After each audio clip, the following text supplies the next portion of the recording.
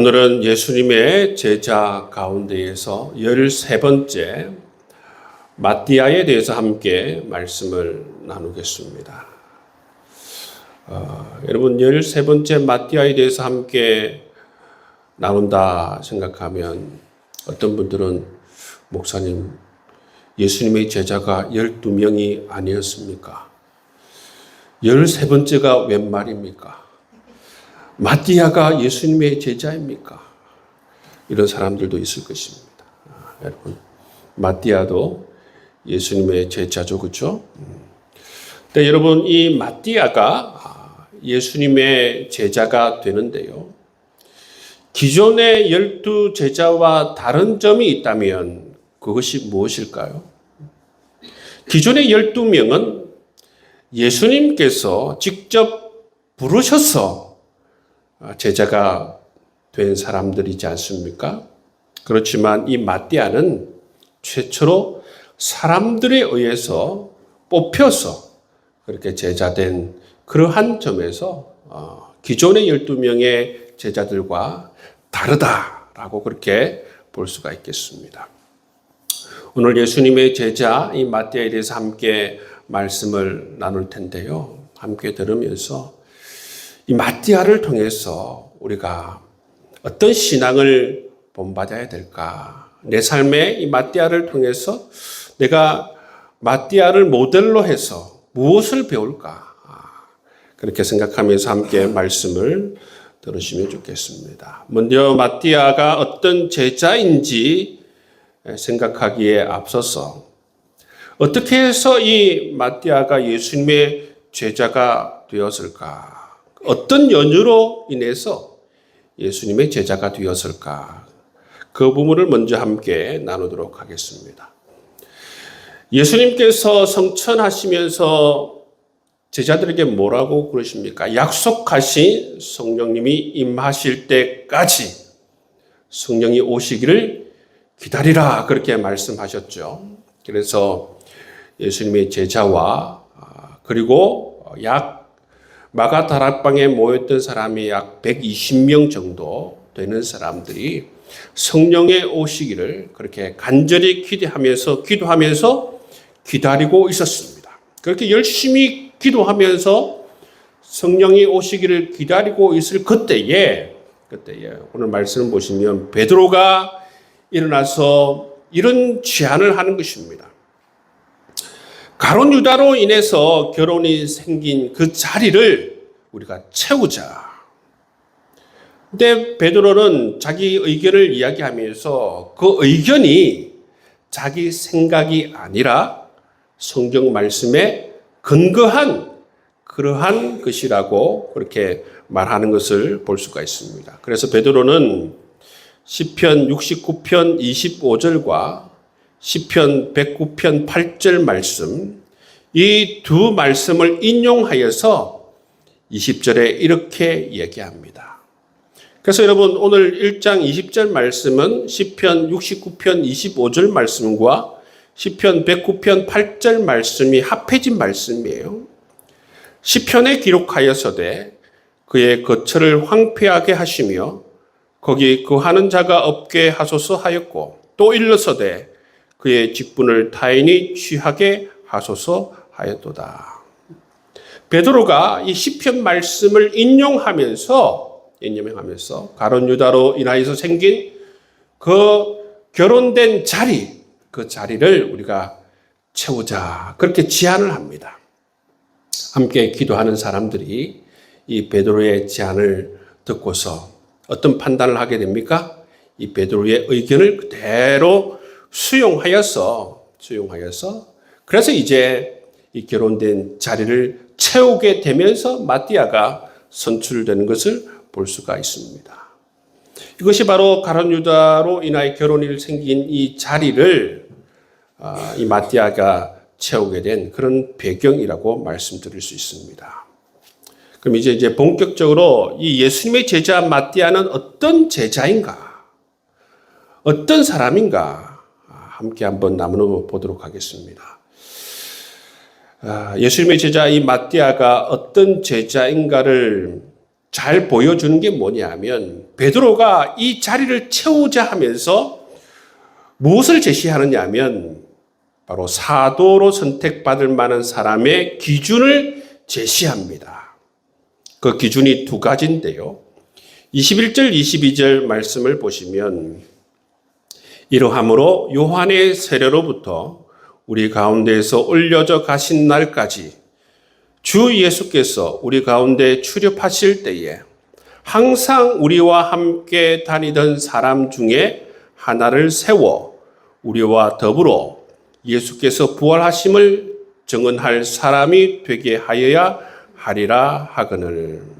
여러분, 이 말씀을 통해서 베드로가 무엇을 제시하느냐 하면 사도로 뽑힐 사람은 이러한 자격을 갖춰야 된다는 것이죠.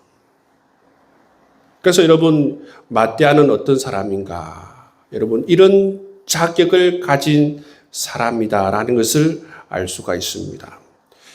그 말씀을 통해서 보면 바로 마띠아는 요한의 세례로부터 예수님의 성천까지 늘 이 예수님의 제자 공동체와 함께 했다는 사실을 우리가 알 수가 있는 것입니다. 여러분, 12제자뿐만 아니라 12제자 공동체 이외에도 이처럼 예수님께서 세례를 받으시고 성천하시는 그날까지 함께한 사람들이 있었다는 사실을 우리가 알 수가 있죠. 그리고 함께하면서 이 마띠아는 예수님의 사역과 예수님의 가르침과 예수님의 기적과 이적 사건들을 함께 직접 목격하고 경험했다는 사실을 우리가 알 수가 있는 것입니다. 그러니까 이 사도 베드로는 사도로 뽑히는 사람은 직접 예수님과 3년 동안 함께 한 사람일 뿐만 아니라 직접 예수님의 가르침을 받은 사람, 예수님의 사역에 함께 동참한 사람만이 바로 사도의 자격이 될 수 있다. 그 자격을 갖춘 사람이 누굽니까? 바로 이 마띠아가 그 자격을 갖춘 사람이라는 것입니다. 그래서 이 마띠아는 어떤 사람인가 하면 직접 예수님의 가르침을 받은 사람, 직접 예수님의 사역을 목격하고 경험한 사람, 그 사람이 바로 마띠아라는 사실을 알 수가 있죠. 여러분, 사도의 조건이 이것보다 더 강력한 조건이 없어요. 예를 들어서 예수님의 말씀을 누군가로부터 전해 들었거나 예수님께서 하신 사역들을 간접적으로 경험한 사람보다는 이처럼 직접적으로 예수님과 함께 동거동락하면서 직접 말씀을 듣고 직접 사역을 경험한 사람이 훨씬 더 강력한 그러한 증거를 할 수 있는 사람이기 때문에 사도 베드로는 이러한 사람이 사도로서 쓰면 좋겠다 해서 그런 제안을 하는 것을 볼 수가 있어요. 여러분, 직접 보고 직접 여러분 경험하는 것이 얼마나 중요합니까? 여러분, 요즘 젊은 이들 가운데에 여러분 인스타그램이라고 굉장히 유명합니다. 그거 보시면 그 친구들이 어디에 갔고 무엇을 먹었으며 그런 게 다 나와요. 저도 우리 가은이가 어디에 갔는지 뭘 먹었는지 카톡으로 안 물어봐도 알아요. 왜냐하면 다 찍어서 올리기 때문에 가은이가 오늘 이 식당에 갔구나, 이걸 먹었구나, 이 친구하고 같이 놀았구나 알 수가 있어요. 그래 자기가 먹었던 음식, 자기가 가봤던 그런 것들, 여러분 자기들이 좋아하는 것들 있잖아요. 맛있었던 것들, 참 여기가 좋았던 것들을 다 요즘엔 다 올려요. 공유를 하는 것을 다 볼 수가 있어요. 그래 친구들 만나면 어떤 얘기합니까? 여기 한번 가봐라. 너무 맛있더라. 너무 좋더라. 사진으로 이렇게 올렸지만 이 사진은 그 아름다운 것을 다 담을 수가 없어. 직접 가봐야 한다. 그런 얘기 하지 않습니까? 그렇죠. 그래서 여러분, 이게 직접 맛을 보고 직접 경험한 사람들은 달라요. 여러분, 그 신혼여행지로서 1등이 어디냐면 멕시코 칸쿤이라고 그래요, 칸쿤. 전 들어서만 봤는데, 뭐 페이스북이나 아니면 인스타 이런 데서 올라온 뭐 친구들의 사진을 봐서 그러는데, 가면 다르다는 거야, 그거는. 그 풍경을 담을 수가 없대요. 직접 봐야 된대. 그래서 이 신혼여행으로서 1등지가 멕시코 칸쿤입니다. 그 정도로 사람들이 좋아하는 그러한 풍경을 가지고 있다고 해요. 그런 것처럼 여러분, 어떤 사람이 가장 강력한 증언을 할 수 있어요? 직접 맛을 보고 경험한 사람이 가장 강력한 주님의 증인이 될 수가 있다는 것이죠. 여러분, 그래서 사도 베드로가 사도의 조건으로 이처럼 예수님과 3년 동안 동거동록하면서 직접적으로 주님의 말씀을 배우고 경험한 사람, 그 사람이 사도로 세워지면 좋겠다라는 것이죠.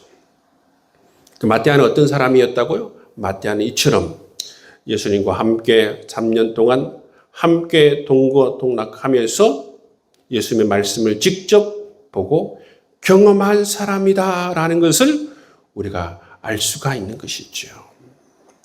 여러분, 이처럼 우리가 주의 말씀을 직접 경험할 수 있는 여러분 될 수 있기를 주의 이름으로 축복합니다. 네. 여러분, 이것을 위해서 성령께서 우리를 찾아오셨어요. 또 다른 보혜사라고 표현하지 않습니까? 예수님께서도 보혜사셨어요. 우리의 상담자가 되시고 도움자가 되시고 변호자가 되어주신다. 그런 의미입니다. 또 다른 보혜사는 뭐냐면 성령 하나님께서 우리를 도우시고 우리를 상담하시고 우리를 위해서 변호하시기 위해서 우리를 찾아오셨다는 것입니다. 성령 하나님께서 하시는 일이 뭐냐면 말씀을 알게 하시고 말씀을 깨닫게 하시고 이 말씀을 통해서 주의 사랑을 경험케 하시고 새로운 의지를 가지고 결단하게 하시는 분이 누구십니까? 성령 하나님께서 하시는 일이시죠. 우리가 예수님께서 이 땅에 안 계시지만 예수님께서 성천하시면서 우리에게 더 좋은 분을 보내어 주신다 말씀하셨습니다. 그분이 바로 성령 하나님이세요. 성령 하나님께서 우리를 찾아오심으로 말미암아 우리가 성전이 되었습니다. 성전.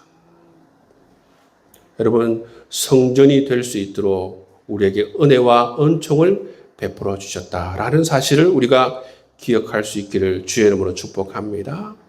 그래서 우리가 성령 안에서 성령 하나님께 도움을 구하고 성령 하나님의 인도하심을 구하면서 우리가 말씀을 읽어 나갈 때에 이 말씀이 살아 움직여서 이 말씀이 받아들여지고 믿어지게 되고 깨닫게 되어지고 알게 되어서 정말 실질적으로 내 피와 살이 되고 내 삶이 되고 내 삶의 방향이 되고 그렇게 여러분 살아서 역사하시는 말씀을 우리도 경험할 수 있게 된다는 것이죠.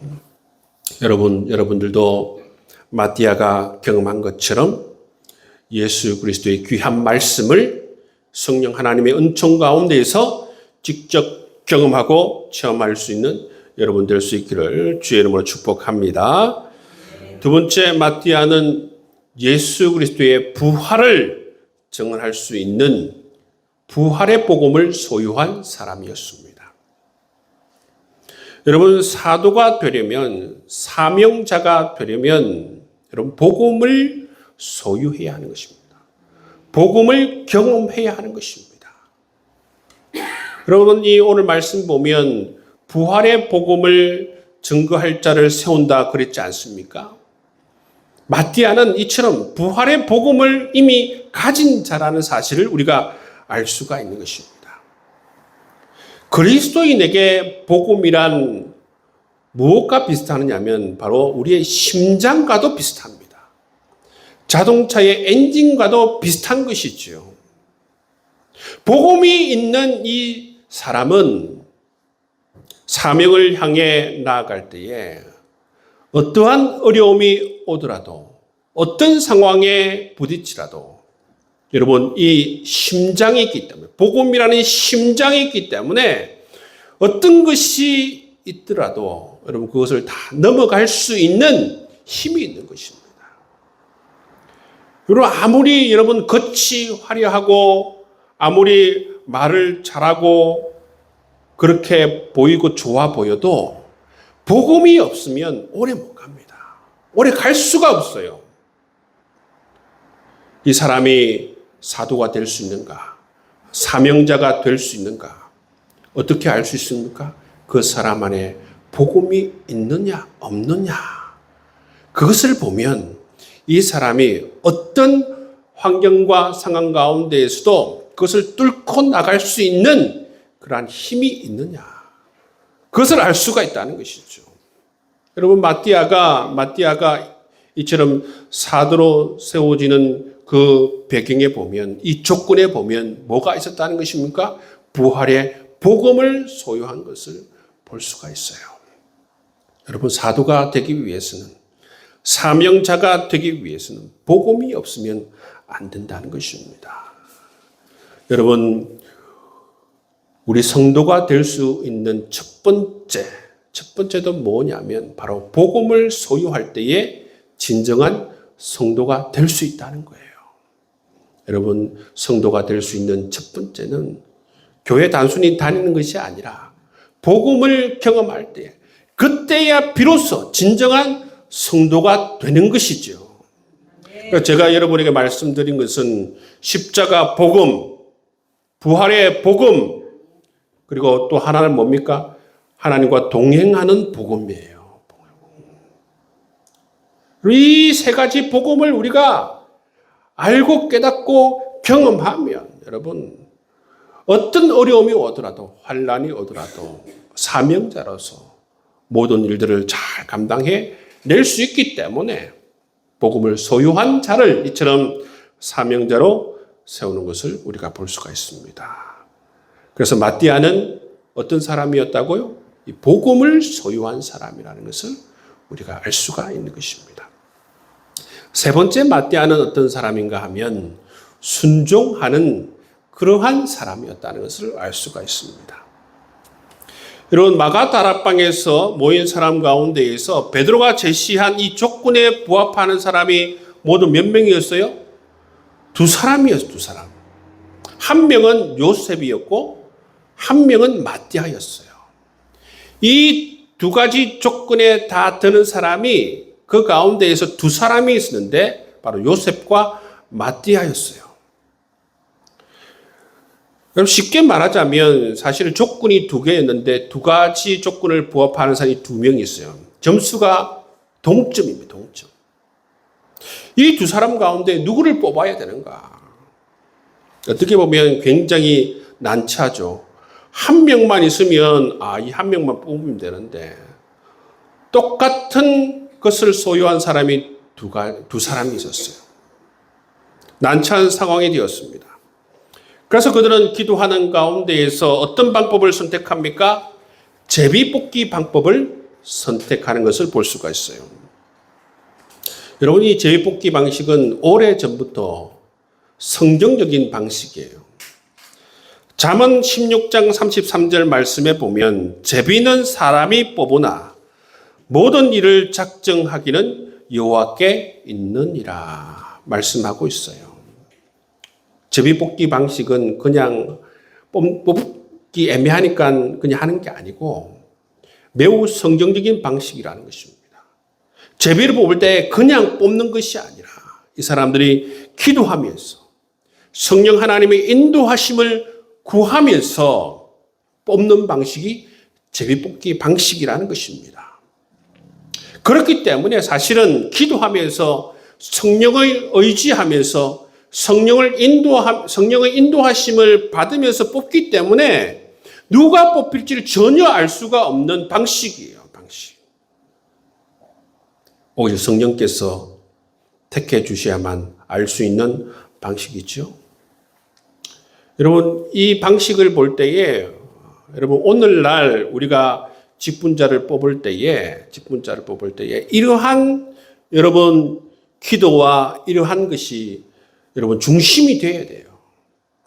여러분 우리가 직분자를 뽑을 때에 정말 기도하면서 성령 하나님을 의지하면서 성령의 인도하심 그 가운데에서 하나님 우리에게 좋은 직분자를 세워 주옵소서. 그렇게 기도해야 되는 줄 믿습니다. 여러분 그렇게 해서 사람을 세워야 되는 것이죠. 그런 과정을 통해서 이 제비뽑기 과정을 통해서 누가 뽑혔습니까? 마띠아가 뽑혔어요. 마띠아가. 그런데 여기서 중요한 건 뭐냐면 그 이후 사람들의 반응입니다. 특히 경쟁자라고도 할 수 있는 이 요셉의 반응. 마음속으로 요셉이 되었으면 하는 사람들의 반응. 그리고 뽑힌 이 마띠아의 반응. 그것이 중요하죠. 그런데 오늘 말씀을 읽어보면 어떤 잡음도 없어요. 거기에 모여있는 사람들 가운데에서 어떤 잡음도 없습니다. 모두가 다 일제히 어떤 잡음도 없이 이 선택은 성령님께서 하신 선택이다라고 모두가 다 수용하는 모습을 우리가 볼 수가 있습니다. 정말로 대단한 것 아닙니까? 요즘 만약에 제비뽑기 해가지고 했으면 난리도 아니었을 거예요. 다시 하자. 3판 2승이다. 막 이렇게 하고 또 어떤 사람은 성급 절차가 이상하다. 그런 문제 제기를 하고 그죠? 불복하고. 근데 여기 보시면 누구도 이의를 제기하는 사람, 잡음도 없이 모든 것을 성령 하나님께서 인도하셨다라고 해서 다 수용하는 모습을 볼 수가 있습니다. 근데 여러분 여기서 주목해야 할 사람이 누구냐면 마띠아예요. 마띠아. 여러분 마띠아가 이 상황 가운데에서 뽑혀서도 마띠아에게 만일 저는 절대로 못합니다. 저는 그릇이 아닙니다. 저는 절대로 못합니다 하면 안 되는 거예요. 이 사도직이 굉장히 명예로운 직이지만 동시에 말하자면 굉장히 위험한 직분입니다. 여러분 그 시대의 사도들 한번 생각해 보십시오. 사도 요한을 빼고 결론적으로 모두가 다 순교를 당합니다. 굉장히 무거운 짐을 지는 것이지요.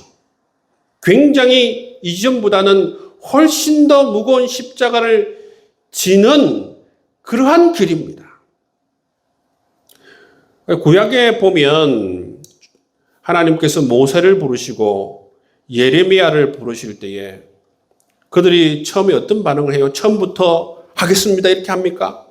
모세가 뭐랍니까? 하나님 내가 무슨 능력이 있다고 그 일을 합니까? 저는 안 됩니다. 또 하나님께서 말씀하시니까 하나님 저는 말을 잘 못하는 사람입니다. 안 됩니다. 그렇지 않습니까?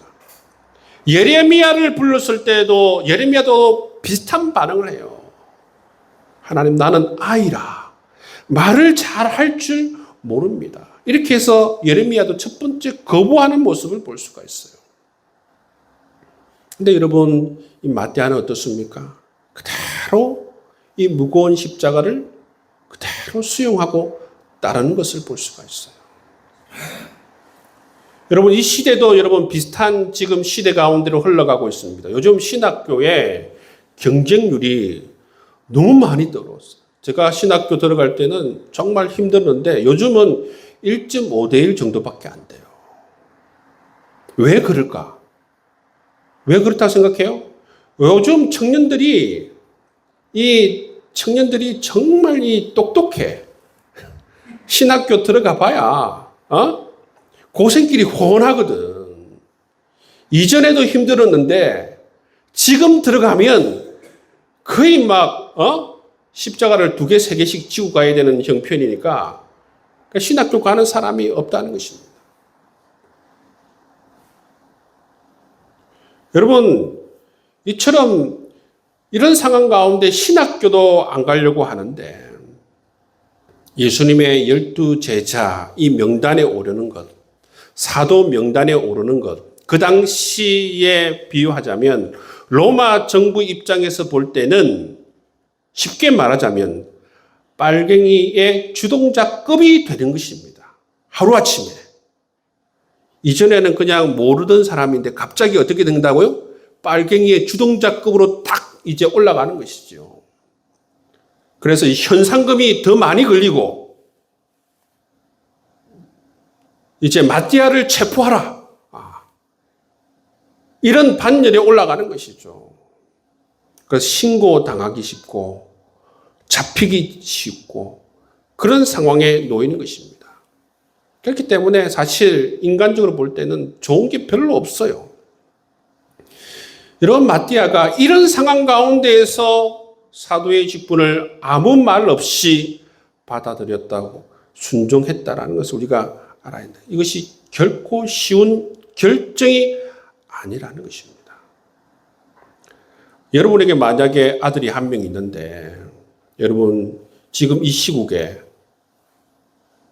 기도하는 가운데에 성령님께서 갑자기 너희 아들을 하나님께 바쳐라. 신학교로 보내라. 이러면 바로 첫 번째로 네, 그러겠습니다. 할 수 있는 사람이 있겠어요?